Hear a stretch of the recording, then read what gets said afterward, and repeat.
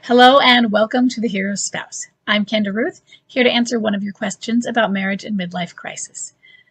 Today we have Rachel, a left behind and forward moving spouse with a bomb drop of March 13th, 2022, and a date of marriage of 2003. She is not yet familiar with either the energy level terms or context type, so maybe we'll help her with that a little bit. She says, my husband left in the middle of the night with no warning. He filed for divorce for me to move on, but it hasn't gone anywhere. He has problems with ED, so we haven't been intimate for a couple of years, but now I found he was soliciting pictures and women online. Is he having a midlife crisis? Just right there from that little tiny bit of information, there's more. I can't say yes or no. Let's go on. He came home for a month in November, but left again. No other women that I know of. But he won't even tell me where his apartment is. He comes over to hang out with my puppy while I'm at work, to help me out.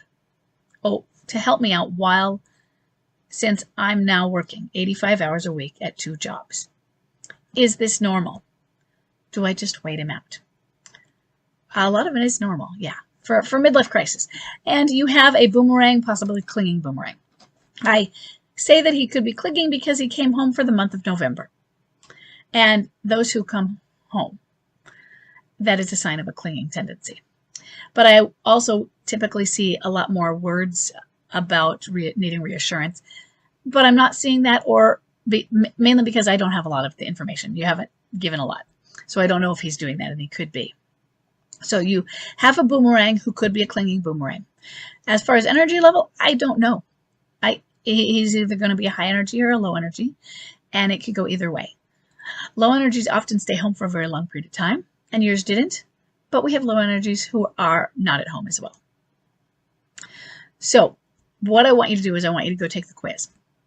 Take the quiz and answer the questions. The quiz link is in the description. In the bottom of this, I put your question in the description, and then below that I have some links. So go to that. I just added the quiz link, so I think it is the last link, and take the quiz. Find out if it is a midlife crisis. So you'll just go through a series of questions and it'll rate them. By how many? And you'll say, no, maybe it's borderline, and yeah, definitely. And that might help you to answer some of the, is it a midlife crisis? Right now, he's not certain of what he wants. He left in the middle of the night with no warning. That's not normal. We see a lot of them. Some ghost you, some don't, but most don't ghost you. Most don't just up and walk off the very first moment, but some do. There is a big spectrum. So some things that we say, oh, most MLCers don't do that. They don't leave the second they have bomb drop, or you find out bomb drop a week after, bomb drop is that they left, and you don't even get verbs out of them until a week later, and there's a note. It happens. It doesn't mean it's not MLC. It's just not most of them do that. So most of them don't up and leave in the middle of the night. But what does that say about him? I hesitate to use the word cowardly, but let's use it. There's cowardliness in it, but it's fear. It's guilt, and there's shame. And maybe it's more. Maybe he has more of it. He is so afraid.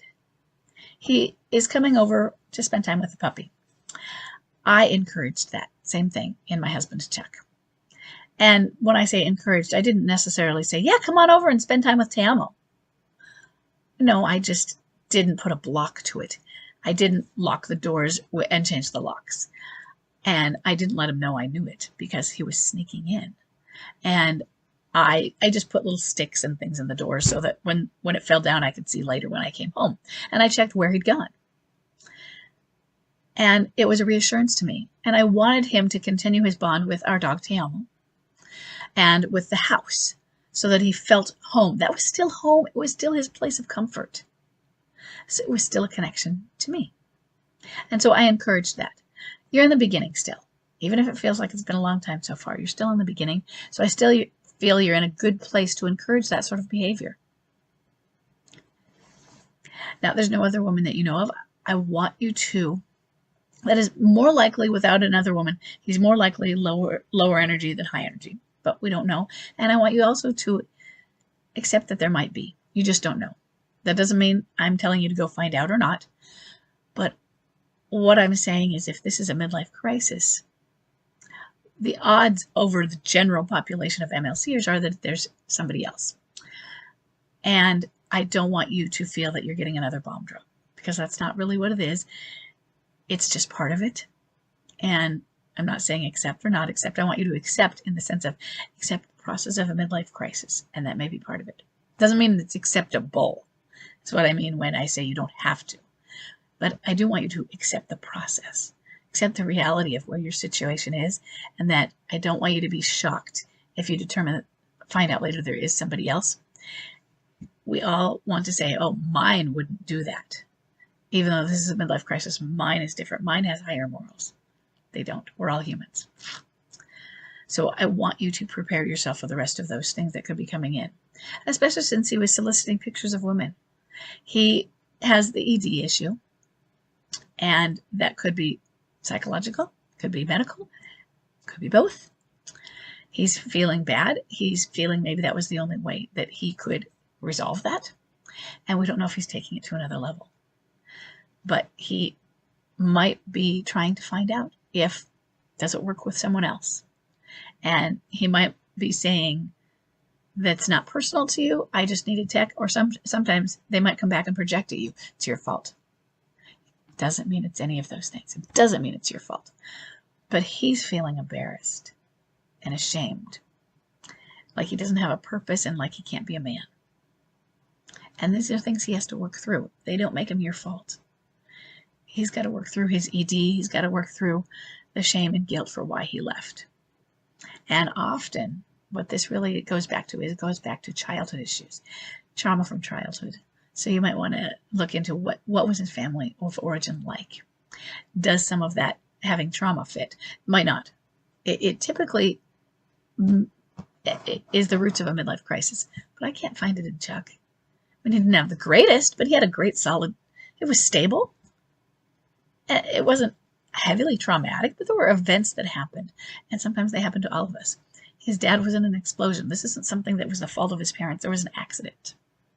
So I'm not saying he was the child of alcoholics or abuse in that manner, but we can all have traumas, even with the best upbringing.